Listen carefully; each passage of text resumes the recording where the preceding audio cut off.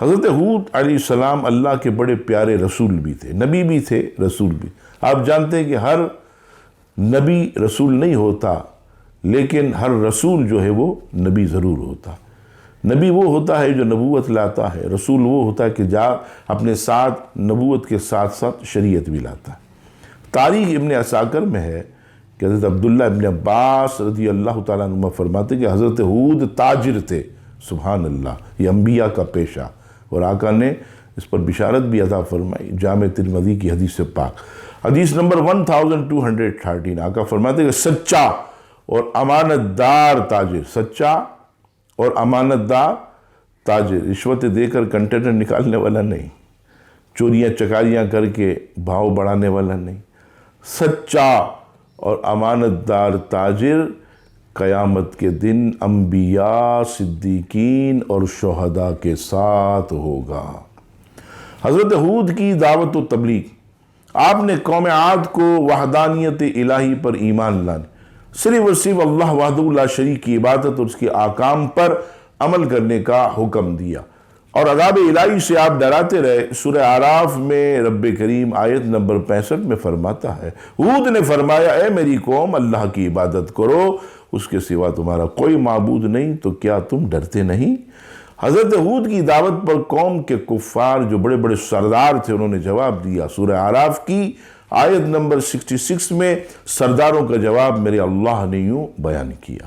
ترجمہ، اس کی قوم کے سردار بولے بے شک ہم تمہیں بے وقوف سمجھتے ہیں، معاذ اللہ، اور بے شک ہم تمہیں جھوٹوں میں سے گمان کرتے ہیں۔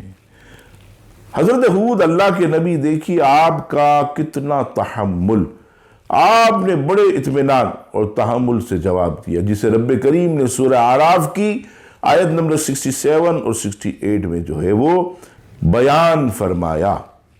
ہود نے فرمایا اے میری قوم، میرے ساتھ بے وقوفی کا کوئی تعلق نہیں، میں تو رب العالمین کا رسول ہوں، میں تمہیں اپنے رب کے پیغامات پہنچاتا ہوں، اور میں تمہارے لیے قابل اعتماد خیر خواہ ہوں۔ اب جب آپ نے یہ دعوتیں دی، قوم کی طرف سے عذاب کا مطالبہ ہوا۔ سورہ احقاف کی آیت نمبر 22 میں رب کریم فرماتا ہے، انہوں نے کہا کیا تم اس لیے آئے ہو کہ ہمیں ہمارے معبودوں سے پھیر دو، یعنی بتوں کی پرستش سے پھیر دو؟ اگر تم سچے ہو تو ہم پر لے آؤ جس کی تم وعیدیں ہمیں سناتے ہو، یعنی اللہ کا عذاب لے آؤ۔ کفار کے مطالبے پر حضرت ہود علیہ السلام نے فرمایا اس میں کوئی شک نہیں کہ تمہاری سرکشی کی وجہ سے اللہ وحدہ لا شریک کا غضب اور عذاب تم پر لازم ہو گیا، اور یہ کسی بھی وقت نازل ہو جائے گا۔ اور جہاں تک بتوں کے بارے میں تمہارا مجھ سے بحث کرنے کا تعلق ہے، تو اس کی حقیقت صرف اتنی ہے کہ تم مجھ سے ان ناموں کے بارے میں جھگڑتے ہو جو تم نے اور تمہارے باپ دادا نے اپنے بتوں کے رکھ لیے، اور انہیں معبود مان کر ان کی پوجا شروع کی، حالانکہ ان کی کوئی حقیقت ہی نہیں، ان کے معبود ہونے پر اللہ نے کوئی دلیل نہیں اتاری۔ لہٰذا اگر تم مانتے ہو کہ عذاب الہی کا، تو پھر یاد رکھنا، انتظار کرو اور تم پر اللہ کا عذاب نازل ہوگا۔ اب پہلا عذاب کیسے؟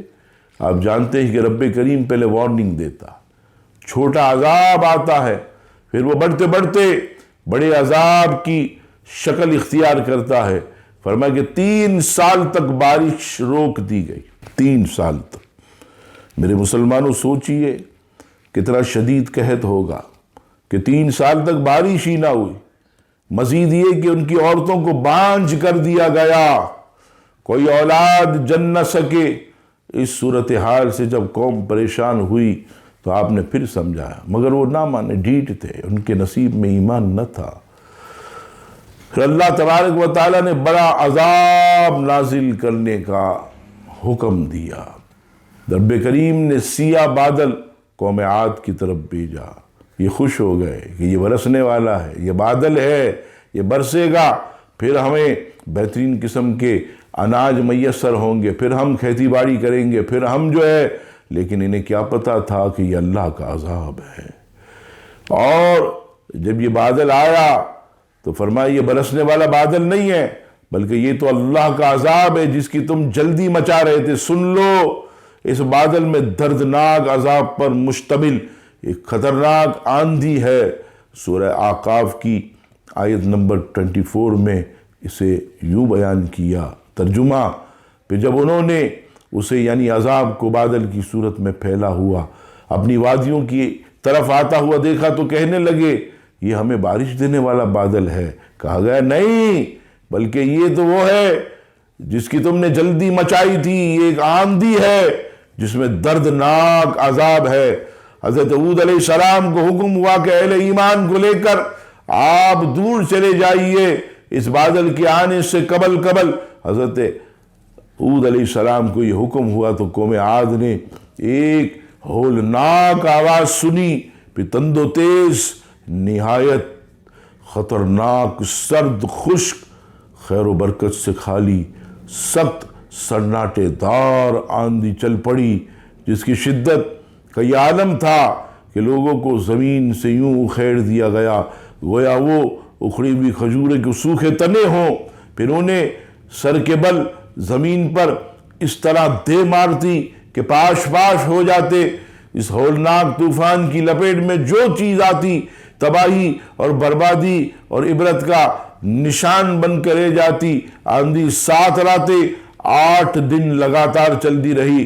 میرے مسلمانوں سوچو، کبھی ہمارے شہروں میں آندھی آتی ہے 1 گھنٹہ بھی نہیں رہتی، آدھا گھنٹہ نہیں رہتی، کتنے سائن بورڈ گر جاتے ہیں، کتنی بلڈنگیں گر جاتی ہیں، کتنے مقامات پر لوگ ہلاک ہو جاتے ہیں، مر جاتے ہیں، حادثوں کا شکار ہو جاتے ہیں۔ وہ آندھی جو 7 راتیں اور 8 راتیں اور بڑی تیزی سے جب وہ چلی ہوں گی، کیا قوم عاد کا انجام ہوا ہوگا کہ ان کے بڑے بڑے جو ہے عزیزان گرامی قد کاٹ آندھی اور ہوا نے جو ہے ایسے پکڑ کر ان کے جسموں کو ایسے ان کے گھروں پر پہاڑوں پر دے مارا کہ جب زمین پر گرتے چکنا چور ہو جاتے، ہڈیاں ان کی نظر آنے لگتی، ہڈیاں بھی چورا ہو جاتی۔ عزیزان گرامی سورہ قمر کی آیت نمبر 19 اور 20 میں رب کریم فرماتا ہے، ترجمہ، بے شک ہم نے ان پر ایسے دن میں ایک سخت آندھی بھیجی جس کی نحوست ان پر ہمیشہ کے لیے رہی۔ وہ آندھی لوگوں کو یوں اکھیڑ مارتی تھی گویا وہ اکھڑی ہوئی کھجوروں کے سوکھے تنے ہوں۔ سورہ اعقاف کی آیت نمبر 25 میں میرا رب فرماتا ہے، ترجمہ، یہ اپنے رب کے حکم سے ہر چیز کو تباہ کر دیتی ہے۔ تو صبح کو ان کی ایسی حالت تھی کہ ان کے خالی مکان ہی نظر آ رہے تھے، وہ نہیں تھے، وہ ختم ہو گئے تھے، وہ ہلاک ہو گئے، برباد ہو گئے۔ شرک کرنے والی قوم، اللہ کے نبی کو جھٹلانے والی قوم برباد ہو گئی، تباہ ہو گئی۔ اور اہل ایمان نے کیسے نجات پائی؟ سورہ اعراف کی آیت نمبر 72 میں رب ذوالجلال فرماتا ہے، ترجمہ، تو ہم نے اسے اور اس کے ساتھیوں کو اپنی رحمت کے ساتھ نجات دی، اور جو ہماری آیتیں جھٹلاتے تھے ان کی جڑ کاٹ دی، اور وہ ایمان والے نہ تھے۔ کفار کی ہلاکت کے بعد حضرت ہود علیہ السلام اہل ایمان کو ساتھ لے کر مکۃ المکرمہ تشریف لائے، اور آخر وقت تک، آخر عمر تک آپ نے وہیں اللہ کی عبادت کی، ریاضت کی۔ انبیاء کا یہی معمول تھا۔ حضرت نوح، حضرت ہود، حضرت صالح، حضرت شعیب، یہ تمام وہ ہستیاں ہیں کہ اخبار مکہ والیوم 1 پیج نمبر 122 رقم 83 پر یہ موجود ہے کہ یہ سارے انبیاء، چاہے حضرت صالح، حضرت نوح، حضرت شعیب اور حضرت ہود علیہ السلام، یہ سب آخری وقت میں مکۃ المکرمہ کی سرزمین پر اور کعبۃ اللہ کی دیوار کے نیچے ان کے مزارات آج بھی موجود ہیں۔